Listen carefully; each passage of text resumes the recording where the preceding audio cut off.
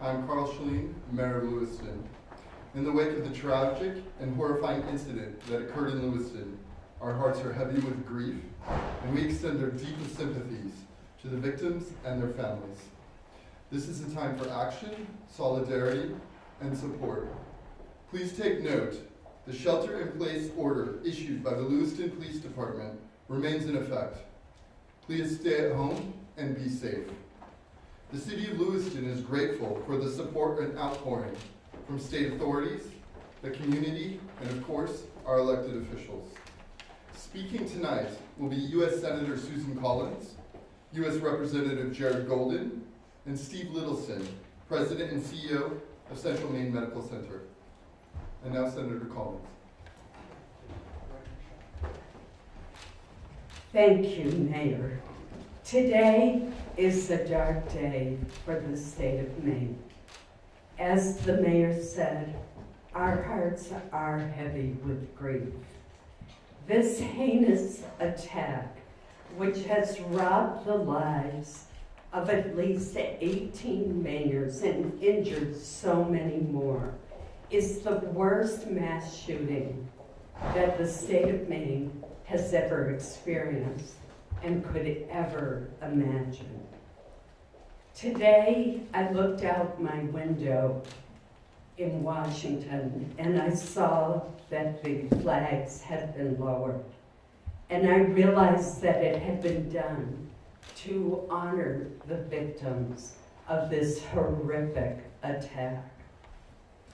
I'm grateful for the leadership of Lewiston Police Chief St. Pierre and for the bravery of the hundreds of state, local, and federal law enforcement officers who are leading the search for the killer.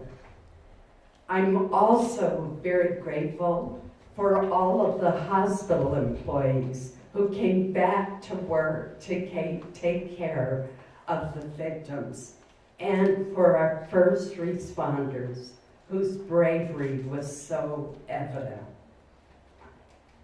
Last night, the President called me. He stepped out at the state dinner with the Australian Prime Minister to offer any help that the federal government could provide the city of Lewiston, Androscoggin County, and the state of Maine. I also, at midnight, talked to Governor Mills, who has been a pillar of strength for our state. Tom Perez, who is a special advisor to the president throughout the night, texted me back and forth, what you need, and I would tell him based on conversations that I had as he coordinated the federal response. This morning, Secretary of Homeland Security, Mayorkas, has called and offered help from his department. The Attorney General also called, along with Maine's own U.S. Attorney, to offer their help. Right before I came into this building, I had a call from the Deputy Director of the FBI, who told me that there are 80 FBI agents on site participating in the search for the killer. 80. That doesn't include other people from the Marshal's Office, from the ATF, the DEA, and the Department of Homeland Security, and the Coast Guard. This has been a concerted effort at the state, local, and federal level, and everyone is determined to bring the killer to justice.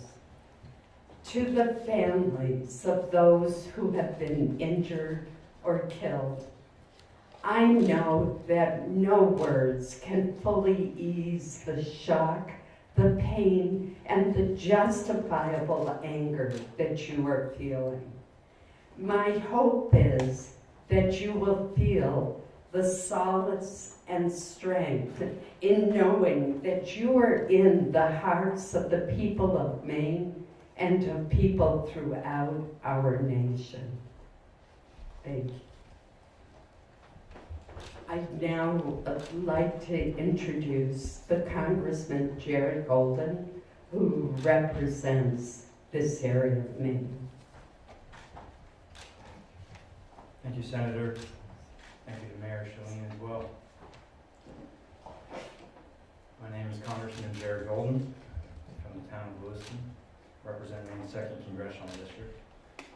Some of you might not recognize me because Congress has been so crazy lately. I haven't gotten a haircut in months. So sometimes things happen that bring your worst nightmares to life. Yesterday, this is what happened in Lewiston. At a time like this, a leader is forced to grapple with things that are far greater than his or herself. Humility is called for as accountability is sought by the victims of a tragedy such as this one. Out of fear of this dangerous world that we live in my determination to protect my own daughter and wife in our home and in our community, because of a false confidence that our community was above this, and that we could be in full control, among many other misjudgments, I have opposed efforts to ban deadly weapons of war like the assault rifle used to carry out this crime.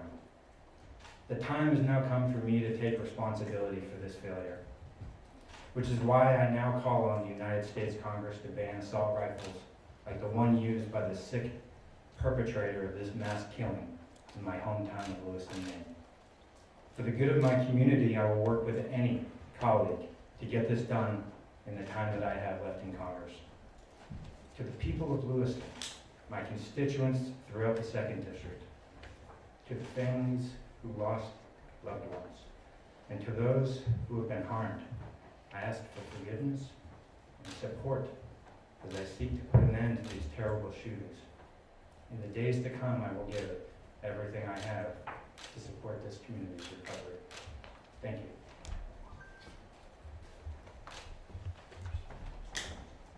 And now I would like to introduce Steve Littleson, President and CEO of Central Maine Medical Center.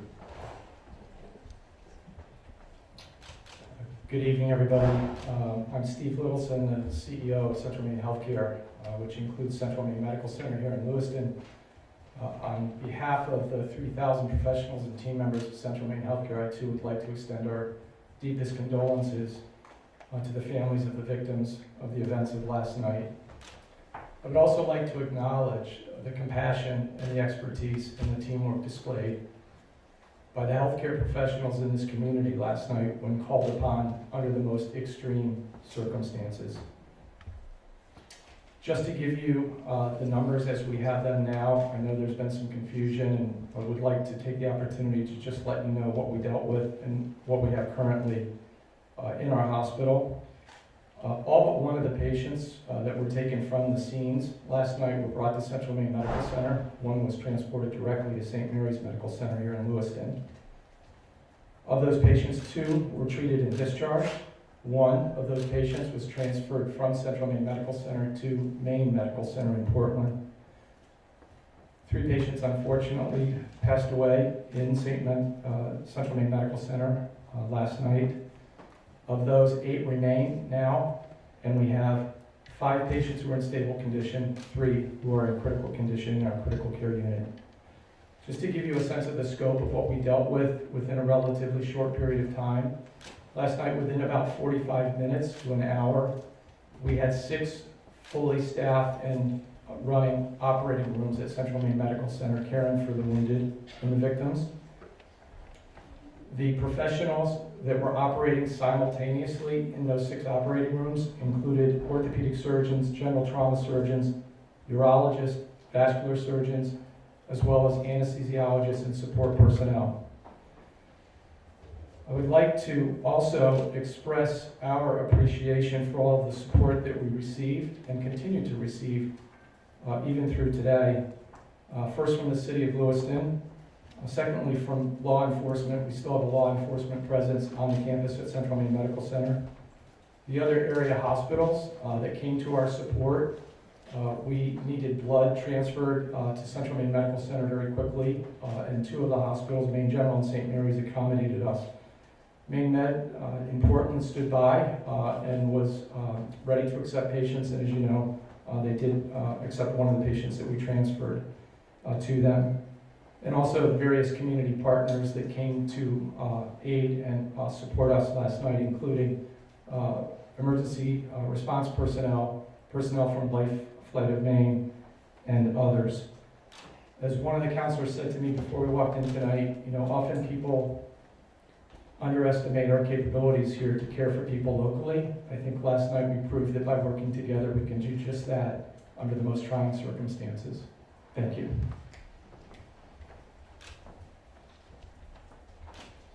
We'll take a few questions. For Senator Collins, if she could move to the microphone. Senator, you just heard from Representative Jared Goldman that he has changed his mind on an assault rifle ban. Would you do the same? Well, first of all, let me say that I think it is more important that we ban very high capacity magazines. I think that would have more input and more effectiveness.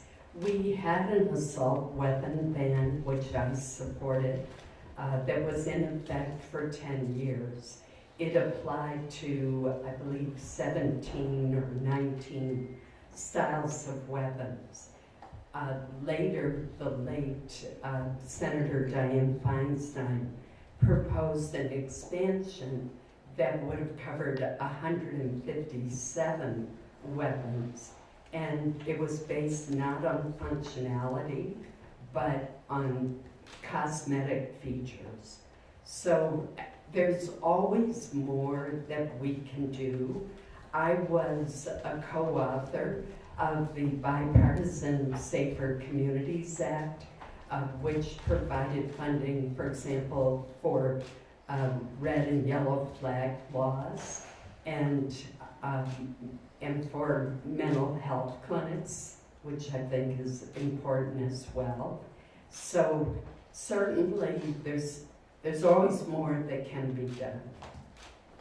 Senator, a decade ago, though, you opposed legislation that limited access to expanded, stocks and firearms capacity. Are you suggesting that you would do something different now?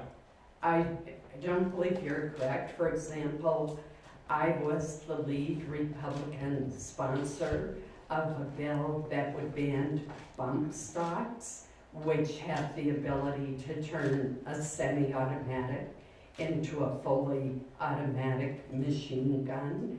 And that legislation has not been enacted into law. There was an attempt to do it by regulation, but it was struck down by the courts. I still support the bump stock legislation. The other thing that I think we can look at is, and I advocated, was to increase the age at which you could purchase a high-capacity rifle from 18 to 21, the way it is for a handgun. Senator Collins, you mentioned there are a lot of questions about the whereabouts of Robert Card. You mentioned a number of agencies searching for him. Can you offer any more details regarding the whereabouts of Card or how close we're getting to finding him? I cannot, because I don't want to jeopardize the search for him in any way. I have talked extensively to law enforcement, and as I said just very recently with the FBI Deputy Director, but I certainly don't want to jeopardize the search in any way.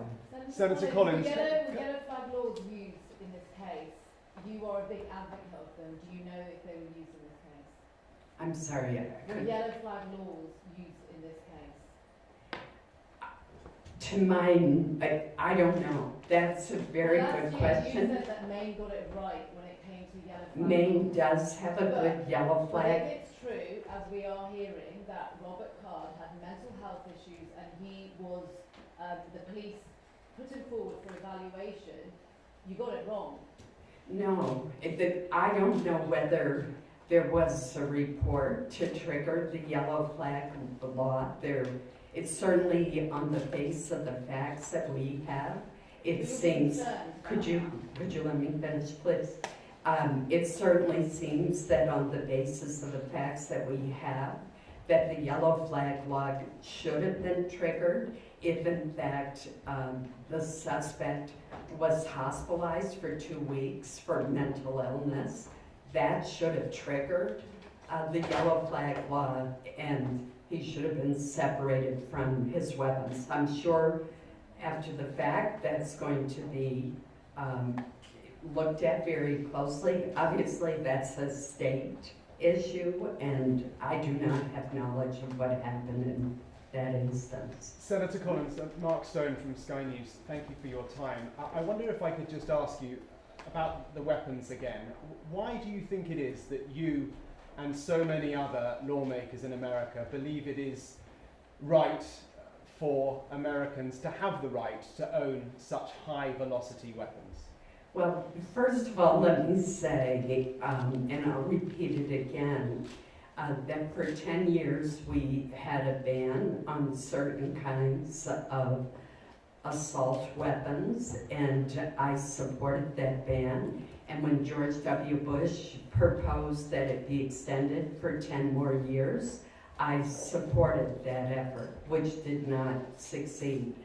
Later, years later, there was an attempt by former Senator Dianne Feinstein to greatly expand the number of weapons that would be covered by that ban. And it was based not on lethality, but more on how they looked, on cosmetic features. And I do not think that that was appropriate. We do have a Second Amendment in our country. And that gives people the right to own a weapon that powerful, you think? And Maine, I would point out, has one of the highest rates of gun ownership in the country and has a long heritage of responsible gun ownership. It has also had a very low rate of violence. What makes this crime so heinous is in a typical year, Maine might have 22 murders, and last night we almost approached the number for the entire year. Is anyone So thank here you agreed so on much. Is anyone here briefed on the investigation to tell us We we've cannot seen video of the have an FBI? investigation yet, but thank you so much, and I appreciate your patience with us in this next conference. Thank you all. Thank you.